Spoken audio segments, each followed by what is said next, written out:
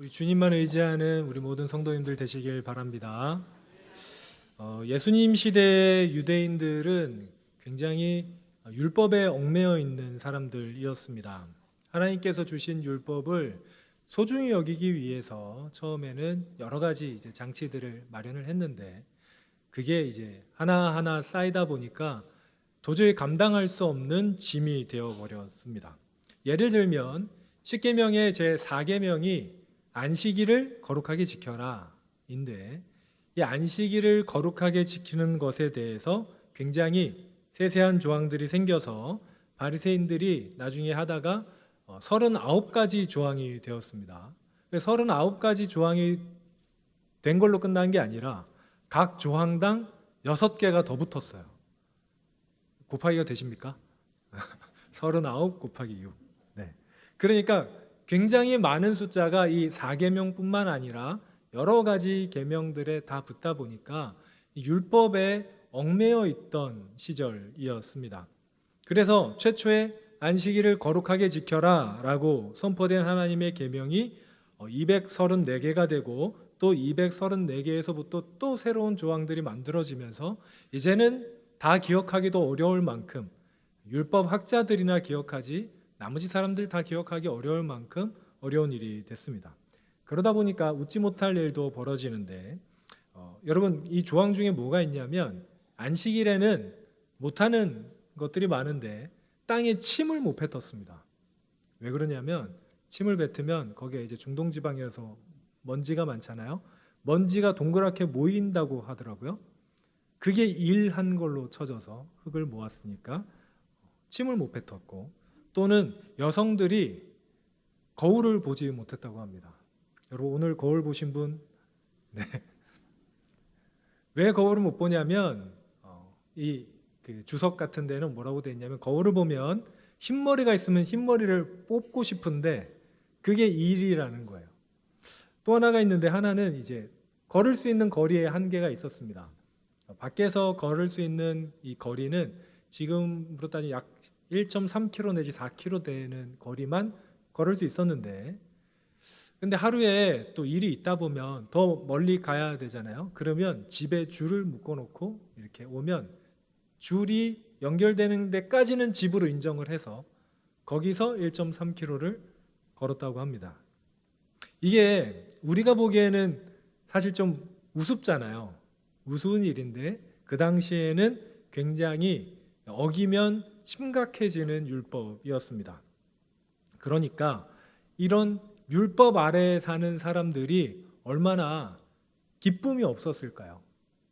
기쁨을 가지고 살아가야 되도록 창조받은 사람이 이 율법을 지키느라 처음에는 하나님의 선한 의도로 하나님께서 우리를 선하신 길로 인도하려는 율법이 결국에는 짐이 되어버린 상황이 된 거죠.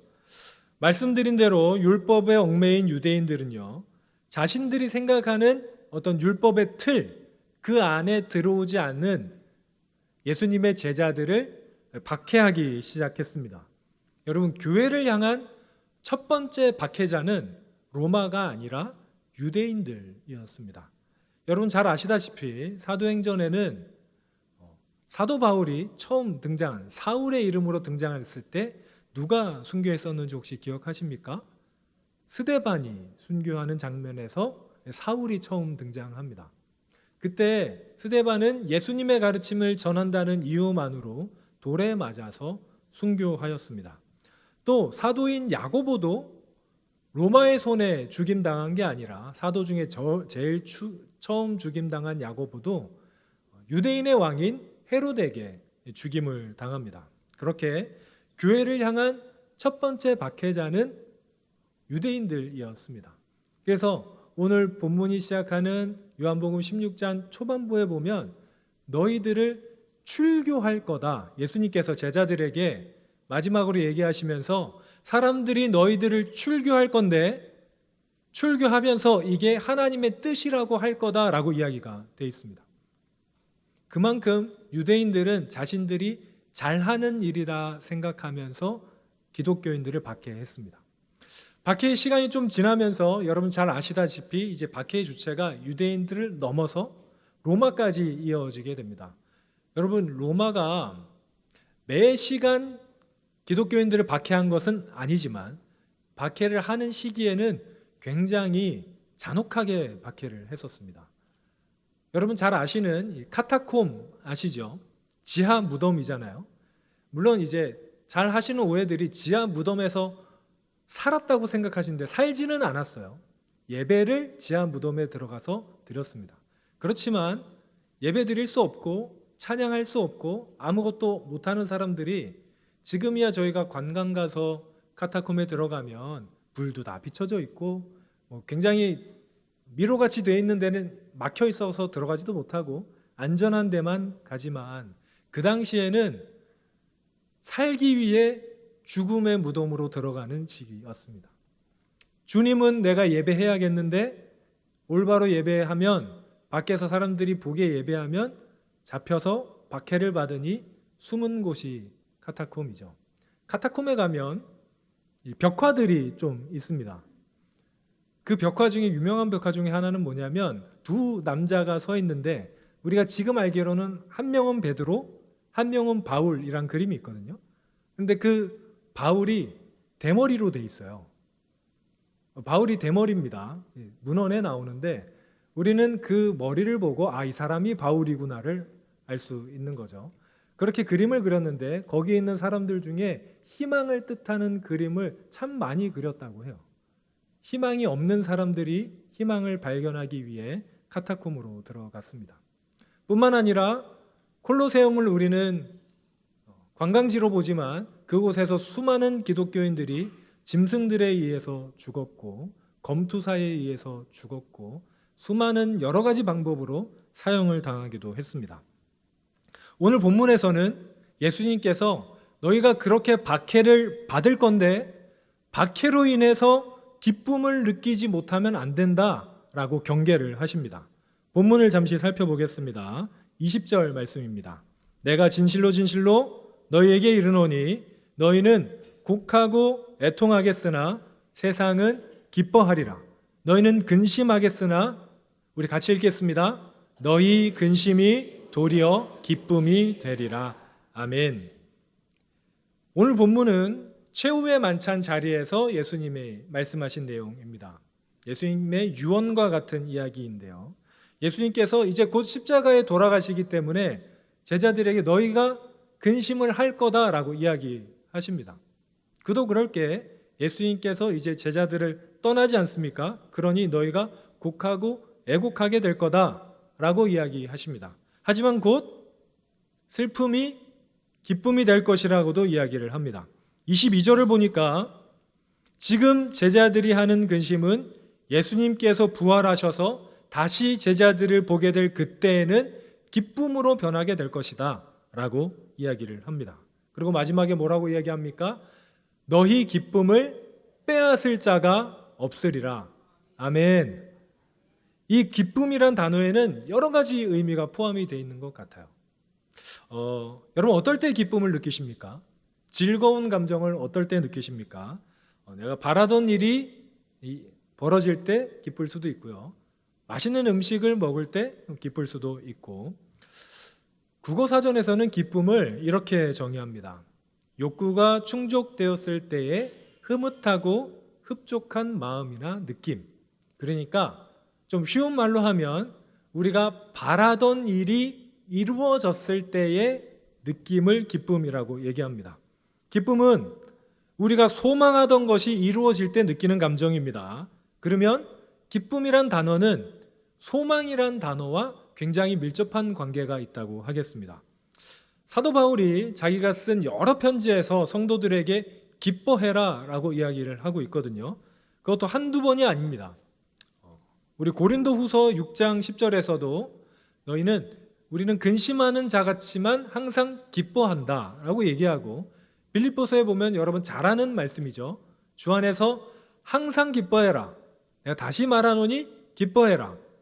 데살로니가전서 5장 16절에서도 항상 기뻐해라 라고 사도 바울은 기뻐해라, 기뻐해라, 기뻐해라 라고 항상 강조합니다. 왜 사도 바울이 그렇게 이야기를 했을까요? 왜냐하면 기쁨이라는 것이 성령님과 함께 한다는 증거가 되기 때문입니다. 너희가 지금은 근심하지만 다시 본 그 순간 기쁠 것이다 이야기하시죠. 우리가 기뻐할 수 있는 이유를 본문에서 뭐라고 얘기하냐면 주님을 만났기 때문에 기뻐할 수 있다고 얘기하는 거예요. 그러면 여러분, 여기에서 기쁨이 뭡니까? 빼앗지 못할 기쁨은 뭐냐면 주님과의 관계를 말하는 겁니다. 우리가 다른 데 기쁨을 두면, 돈에 기쁨을 두면 빼앗을 수 있잖아요. 빼앗을 수 있죠. 우리가 다른 건강에 기쁨을 두면 어떻게 됩니까? 빼앗길 수 있습니다. 세월에 빼앗길 수 있죠. 제가 얼마 전에 한 그 배우의, 나이 든 배우의 모습을 본 적이 있는데, 그분이 누구라고는 말 못하지만 젊었을 때는 근육이 굉장했습니다. 엄청난 보디빌더였거든요. 그런데 지금 이제 나이가 전 잘 모르겠는데 한 80 가까이 되신 것 같은데 다 빠졌더라고요. 어쩔 수 없죠. 여러분, 건강에 기쁨을 두면 그것도 빼앗길 수 있어요. 그런데 주님께 기쁨을 두면 빼앗기지 않을 줄 믿습니다. 그래서 제자들의 기쁨은 주님과의 관계에서 오는 기쁨이었습니다. 갈라디아서에 보면 바울이 이렇게 얘기합니다. 성령의 열매 9가지를 얘기하는데 거기에 희락, 기쁨이 있습니다. 성령의 열매가 기쁨이라는 것은 성령님과 함께 할 때 맺어지는 열매가 기쁨이라는 뜻입니다. 그렇다면 우리가 성령님과 함께 할 때 어떻게 기쁨이 우리에게 맺어집니까? 성령과 함께 하는 것 자체가 우리의 기쁨이 되기 때문인 줄로 믿습니다. 우리 삶 속에서 주님을 발견하고 성령님의 도움으로 하나님과 동행하고 주님의 음성을 듣고 하나님의 말씀을 볼 때 우리에게는 하나님과 함께하는 기쁨이 있는 줄로 믿습니다. 그런데 우리가 실제 삶을 살아가다 보면 기쁨을 그렇게 잘 느끼기가 어려운 것 같아요. 오히려 우리는 아픔과 고통과 슬픔을 느끼기에 더욱 익숙한 것 같습니다. 세상을 살아가다 보면 안 좋은 일이 더 많이 일어나는 것 같아요. 실제로는 그렇지 않을지라도 우리는 나쁜 일에 민감합니다. 좋은 일이 있을 때 뭐라고 하십니까? 야, 이거 불안하다. 너무 일이 잘 되니까 불안하다 라고 이야기하지 않습니까? 우리는, 누군가는 그렇게 얘기하더라고요. 하얀 도화지에 점 하나를 찍으면 사람들은 그 점만 본대요. 하얀색은 보지 않고 점만 보이기 때문입니다. 삶 속에서 실패하고 좌절하는 일들이 있죠. 그렇지만 그것이 반복될 때 우리는 항상 기뻐하라는 말을 멀게 느낄 수밖에 없는 것 같아요. 항상 기뻐하라고 하셨는데 나한테 있는 이 고통은 뭡니까? 여러분, 그런데 우리에게 중요한 사실이 있습니다. 무엇이냐면 우리 주님이 이미 승리하셨다는 사실입니다. 우리 요한복음 16장 33절을 함께 읽겠습니다. 시작. 이것을 너희에게 이르는 것은 너희로 내 안에서 평안을 누리게 하려 함이라. 세상에서는 너희가 환난을 당하나 담대하라. 내가 세상을 이기었노라. 아멘. 아멘. 우리 주님께서 세상을 이기셨습니다. 저는 야구를 좋아하는데 다 보진 못해요. 여러분, 야구가 한번 시작해서 끝날 때까지 평균적으로 3시간에서 3시간 반 정도 걸립니다. 저에게는 그럴 만한 시간이 없어요. 그래서 보통 하이라이트를 보죠. 그런데 하이라이트 장면이 경기가 끝나고 나올까요? 끝나기 전에 나올까요? 끝나고 나오죠. 네, 당연합니다. 그러면 결과를 제가 알고 있을까요? 모를까요? 알죠. 저는 진 경기의 하이라이트는 보지 않습니다. 그걸 왜 봅니까? 지고 있는 거는 보지 않아요. 이긴 것만 봅니다. 그럼 이긴 경기를 이제 하이라이트를 보다 보면 이긴 경기를 조마조마하면서 보는 사람이 있습니까? 없어요. 저는 이겨놓고 한 경기는 처음에 점수를 주면 야, 이제 이게 역전이 되는구나. 언젠가 한 번은 제가 응원하는 팀이 어디라고 말 안 하겠지만 앞에 한 10점 정도를 줬어요. 10대 0입니다. 여러분, 야구에서 10대 0은 끝난 거예요. 경기가 그냥 터져버린 겁니다. 그런데 하이라이트를 이겼으니까 봤겠죠. 하이라이트를 보는 저는 야, 이게 이제 역사적으로 10점이 역전이 되는구나, 오히려 더 기뻐하면서 보게 됩니다. 여러분, 이미 승리하신 주님, 우리가 그 주님 믿으면 기뻐할 줄로 믿습니다. 그런데 야구 얘기가 나와서 말인데, 야구에서 이겼다고 무조건 좋아하는 게 아니거든요. 왜냐하면 좋아하는 팀이, 내가 이기길 바라던 팀이 이겨야 좋습니다. 제가 A라는 팀을 응원하는데 딴 경기에서 B라는 팀이 이겼다고 전혀 좋아하지 않아요. 싫어하지도 않습니다. 왜냐하면 저는 거기에 제 소망을 두지 않고 있기 때문이에요. 제 소망은 한 곳에 있는 거니까요. 우리가 만약에 세상을 살아갈 때 기쁨이 없다면, 기쁨을 느끼지 못한다면 우리가 고민해 봐야 될 것은 무엇이냐면, 우리가 소망을 어디에 두었는가라는 것입니다. 우리가 만약에 소망을 주님께 둔다면 우리의 기쁨을 아무도 빼앗지 못할 줄 믿습니다. 그런데 소망을 주님께 둔다는 것이 무엇일까요? 그것은 우리가 주님과 함께 있는 것을 바란다는 거예요. 우리가 죄인임을 인정하고 우리를 구원해 주실 분은 주님뿐이시다, 주님만이 나를 살리실 수 있으시다를 인정하는 것입니다. 이 세상의 어떤 것도, 이 세상의 어떤 명예나 부나 권력이 우리의 소망이 될 수 없음을 인정하고 우리 주님만이 우리의 소망이 될 수 있음을 인정하는 것이 바로 우리의 소망을 주님께 두는 것입니다. 만약에 우리가 우리의 소망을 주님께 둘 수 있다면 우리의 기쁨은 빼앗기지 않을 거예요. 그래서 여러분, 소망을 주님께 두는 연습을 하시길 바랍니다. 그러려면 주님을 만나야 돼요. 주님과 자주 만나셔야 됩니다. 아멘을 안 하실 분도 있을지 모르겠는데 새벽에도 만나시고, 우리 3040 다시 한번 아멘 한번 해보시겠어요? 새벽에도 만나시고, 우리 금요 심야에서도 만나시고, 수요 예배도 만나시고, 주일에도 만나시고, 매일 내가 자고 일어났을 때 기도하며 만나시고, 자기 전에 기도하며 만나시고, 식사 전에 기도하며 만나시고, 늘 언제나 주님과 동행하면서 주님과 자주 만난다면 우리는 그 주님께 우리의 소망을 둘 수 있습니다. 그런데 만약에 우리가 주님을 잘 만나지 못한다면, 바쁘다고, 좀 거리가 멀다고, 혹은 또 여러 가지 다른 것들이 있다고, 그래 내일도 새벽은 있고 내일도 뭐 다음 주도 주일이 있고, 이렇게 하다 보면 우리는 우리의 소망을 다른 데에 두게 됩니다. 그러니 사랑하는 여러분, 소망을 주님께 두시길 바랍니다. 그러면 주님께서 우리의 기쁨이 되어 주실 것입니다. 여러분, 이렇게 옆 사람에게 한번 바라보시고 인사를 했으면 좋겠는데요. 이렇게 인사합시다. 주님으로 충분합니다. 우리 다른 분들께 한 번 더 고백합시다. 주님으로 충분합니다. 사랑하는 여러분, 우리를 하나님께서 창조하셨고 구원하셨고 우리와 함께 하시기 때문에 우리는 주님으로 충분합니다.